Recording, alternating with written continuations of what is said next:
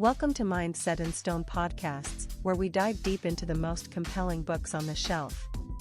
Join hosts Dave and Poppy as they uncover the stories, themes, and ideas that shape our understanding and inspire curiosity. Get ready to explore the big ideas that leave a lasting impact. Let's get started. Welcome to the Mindset and Stone podcast, where we take the wisdom of the ages, dust it off, and see if it can still build an empire today. It's great to be here. And today we are tackling a book that, frankly, I've seen on every must-read list for the last decade. I consistently ignored it. Oh, really? Why is that? I judged a book by its cover. I thought it was going to be some dry, archaic history lesson about, Mesopotamia. But having finally read it, I have to admit, this might be the single most effective financial guide I have ever come across. Don't feel bad about that initial hesitation. Today we are exploring The Richest Man in Babylon by George S. Clason.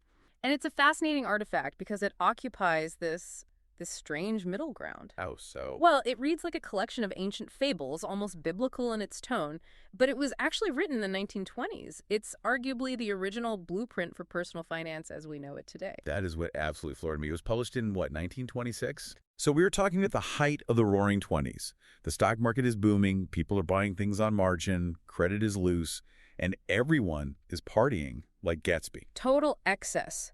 And in the middle of all that, Clason releases this book about thrift and saving and slow growth. That's so countercultural for its time. Exactly, and that context is crucial. Clason was writing pamphlets for banks and insurance companies. He was trying to preach financial sanity in an era of, financial insanity. And just 3 years later? The Great Depression hit.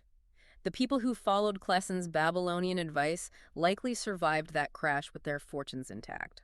Those who were chasing the get-rich-quick schemes of the 1920s, they lost everything. That gives it a whole new layer of gravity. It's not just a cute story. It's a survival guide for economic turbulence. It really is. But let's set the scene for the listener. We aren't in a skyscraper in New York or London. We are in ancient Babylon. Describe this place for us, because the book paints a picture of just extreme contrast. Imagine a flat, arid valley beside the Euphrates River.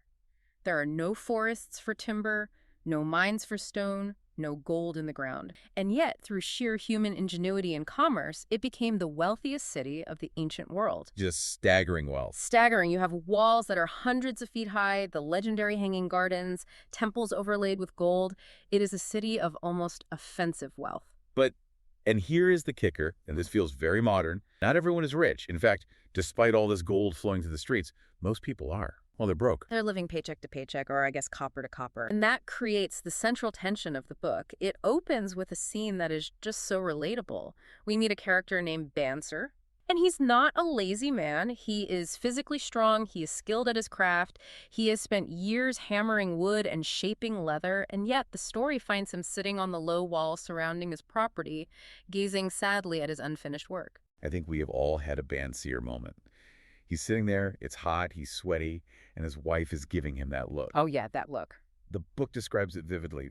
She's not saying anything, but her eyes are saying, the grain bag is empty, why aren't you working? But he just can't bring himself to hit the anvil. He's paralyzed by the futility of it all. It is a deep existential depression. He realizes that he has built chariots for the wealthy for years. He has worked hard, but he has nothing to show for it. And then his friend shows up. His friend Kabi, a musician, comes walking by. Kabi is a jovial guy, but he is also broke. He sees Bansier sitting there and assumes Bansier must be dreaming because his purse is full.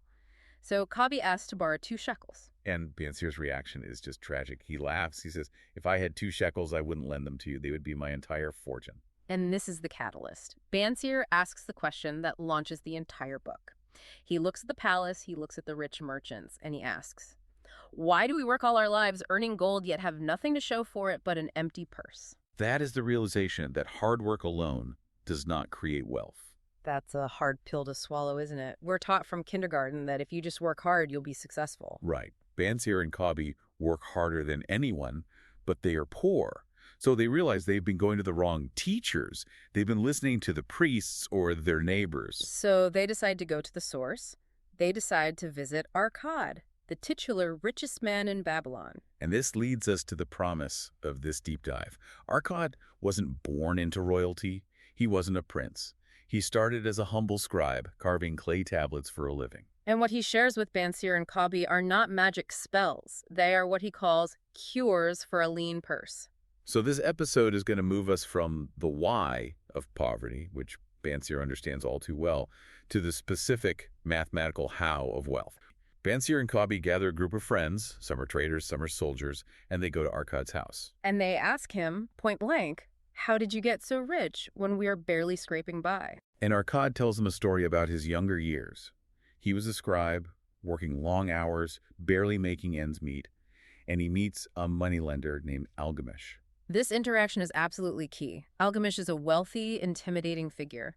He needs a copy of the Ninth Law carved into clay, and he needs it by morning. It's a huge job. It is. And Arkad, desperate and bold, strikes a deal. He says, I will carve this tablet all night, even though my back will break and my eyes will burn. But in exchange, when the sun rises, you must tell me how to become rich. Such a bold move. He's trading his labor for knowledge, not just for money. Exactly. And Algamish agrees. Arkad stays up all night carving the clay. When morning comes, Algamish returns. Arkad is exhausted, but the job is done. And Algamish keeps his word. He gives him the secret.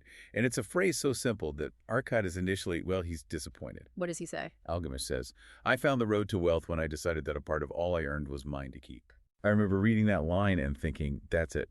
All I earn is mine to keep. I earned it. It's in my bank account. It's all mine to keep. If I get a paycheck for $2,000, I keep $2,000. This is where Arkad just destroys that assumption. He asks, do you not pay the garment maker? Do you not pay the sandal maker? Do you not pay for your food? In modern terms, do you not pay the landlord, the utility company, Netflix, the gas station? Yes. Okay, when you put it that way, I'm basically a middleman. The money comes in from my employer, and I've immediately handed it out to everyone else. Exactly. You are a conduit, not a container. If you spend everything you earn, you are laboring for others. You are essentially a slave to your expenses. Yours to keep means money that stays in your possession and is never spent on consumption. So it's money that you own rather than money you just handle. That's the aha moment. And Arkad gives a very specific mathematical instruction here. He says it must be no less than 1/10, 10%. No matter how little you earn, that 10% is sacred. And it is the first bill you pay. You pay it to yourself. The order of operations matters. Most people save what is left over after spending. Arkad says you must spend what is left over after saving. You take the 10% off the top immediately. But here's the pushback.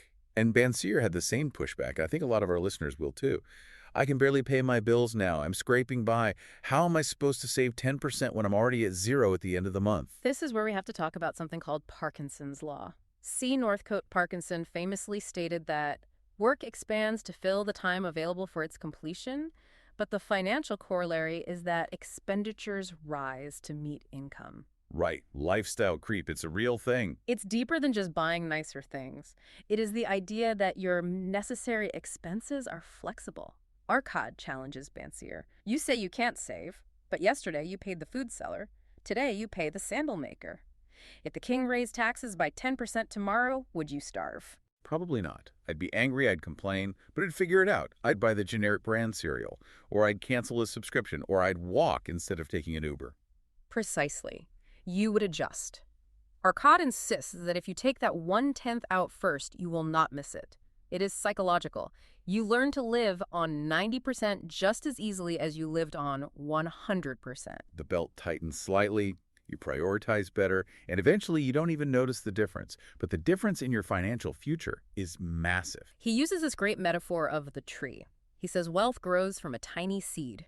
The first copper you save is the seed, and the sooner you plant it, the sooner the tree grows. If you wait until you have enough money to start saving, you never plant the seed. And that consistency is what matters. He warns Arkad not to consume the children of his savings.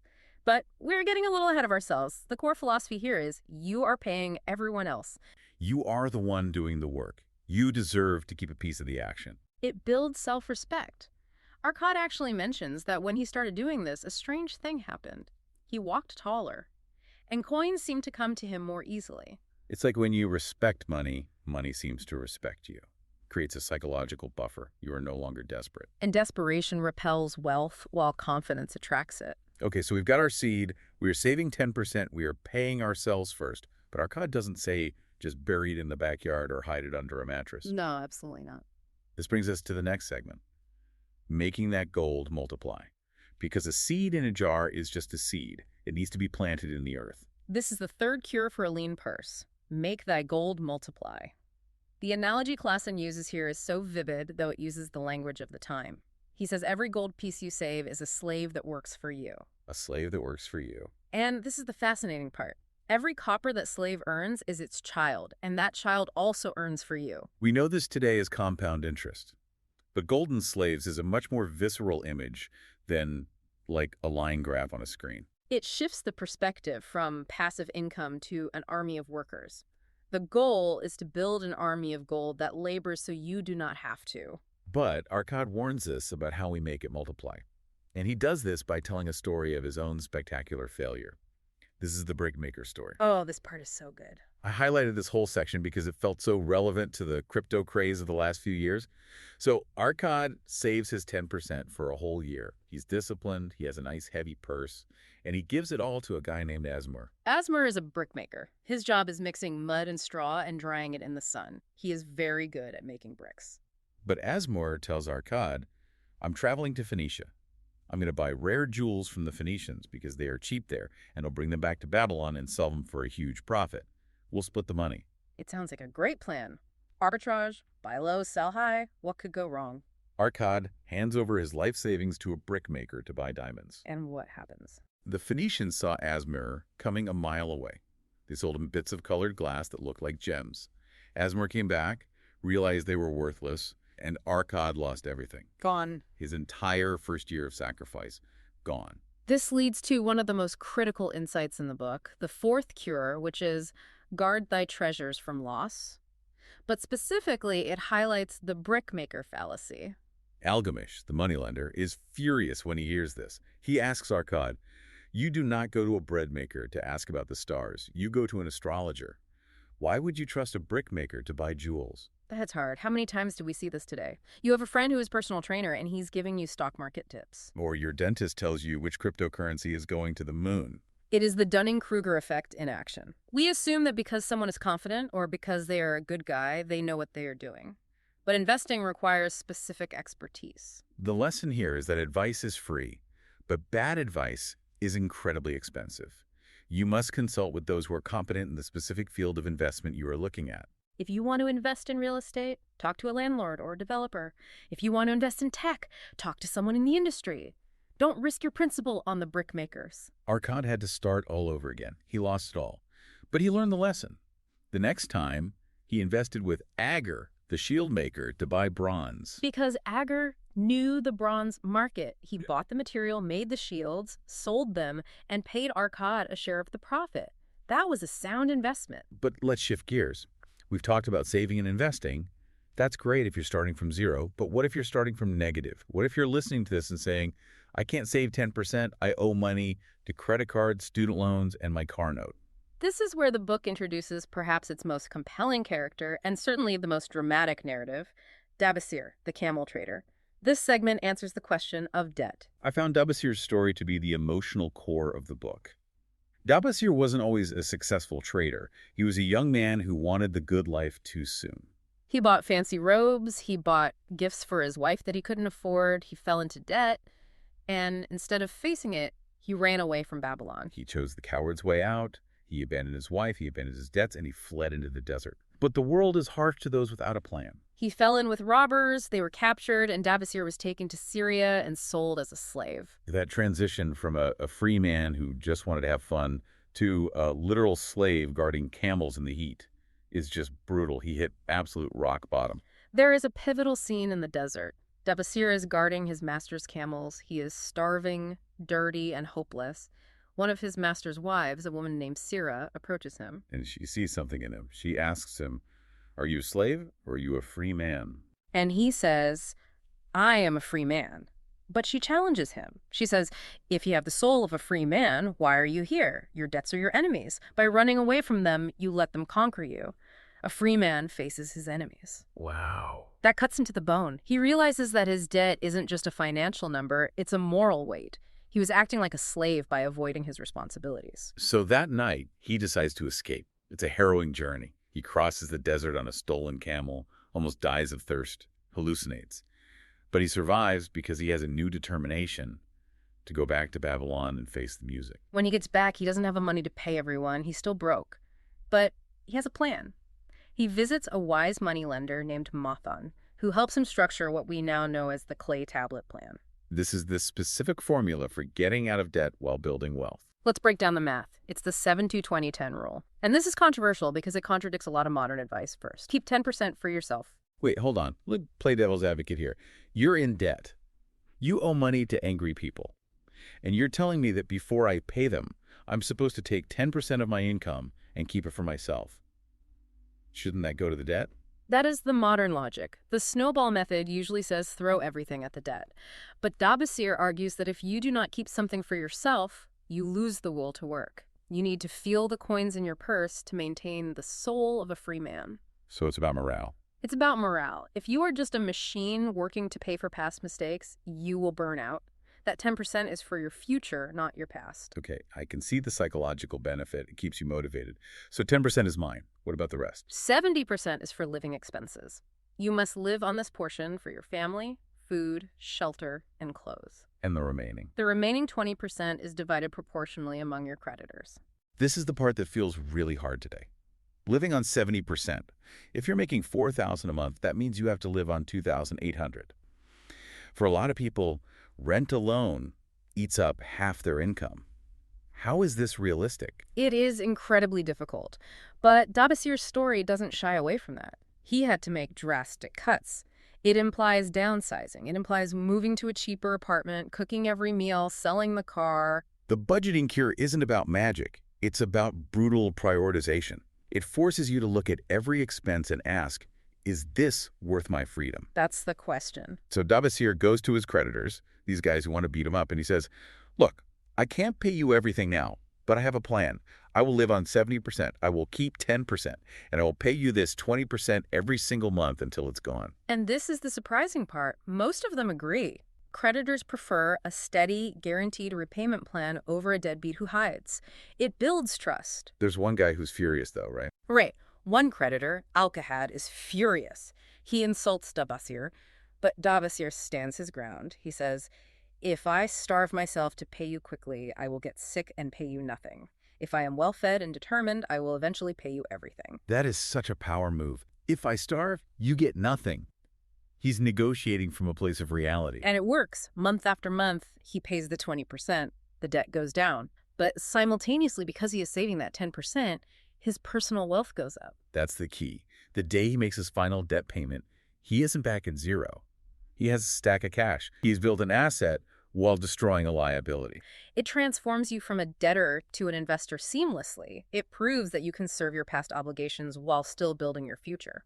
I think that's the most hopeful part of the book. It's not an either. You don't have to pause your life to pay debt. You can do both, slowly. Okay, moving on, we have the money management stuff down. Save 10%, invest wisely, debt 20%. But there's another element in the book that feels a bit more mystical, but is actually super practical. The goddess of luck. Meet the goddess of good luck. Everyone wants to know how to attract her. We all look at successful people and think, man, they just got lucky. They bought Bitcoin in 2011, or they met the right investor at a party. We tend to attribute success to random chance, but the book defines luck very specifically. The premise is discussed in the Hall of Learning. Arkad asks the students if anyone has found a bag of gold. And one man says he did. But Arkad dismisses it. He says finding a bag of gold is an accident, not a repeatable skill. True luck, they decide, is when opportunity meets preparation and action. They tell the story of the sheep trader. A farmer comes to the city gates late at night. He has a flock of sheep.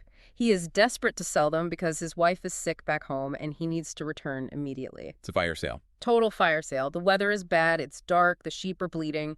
He offers the flock to a buyer for a ridiculously low price. And the buyer knows it's a steal. He knows he can sell them for 3 times the price in the morning. But it's dark. He can't count the sheep easily. He's tired. He hesitates. He says, the deal is good, but let's count them in the morning when there is light. And by morning. The city gates open. 4 other buyers rush out. They see the flock, they bid against each other, and the farmer sells them for 3 times the price to someone else.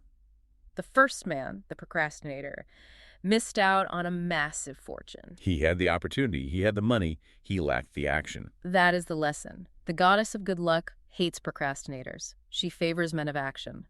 When you see an opportunity that your judgment tells you is sound, you must act immediately. Hesitation is the enemy of luck. I love that phrase. Men of action are favored by the goddess of good luck.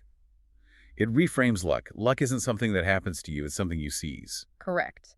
But action requires a certain mindset about work itself. And that brings us to the final narrative arc we need to cover, the contrast between Sharunada and Hadan Gula. This is a generational clash that feels very familiar to anyone dealing with, say, boomers versus Gen Z today. It really does. Sharunada is an old, wealthy merchant prince.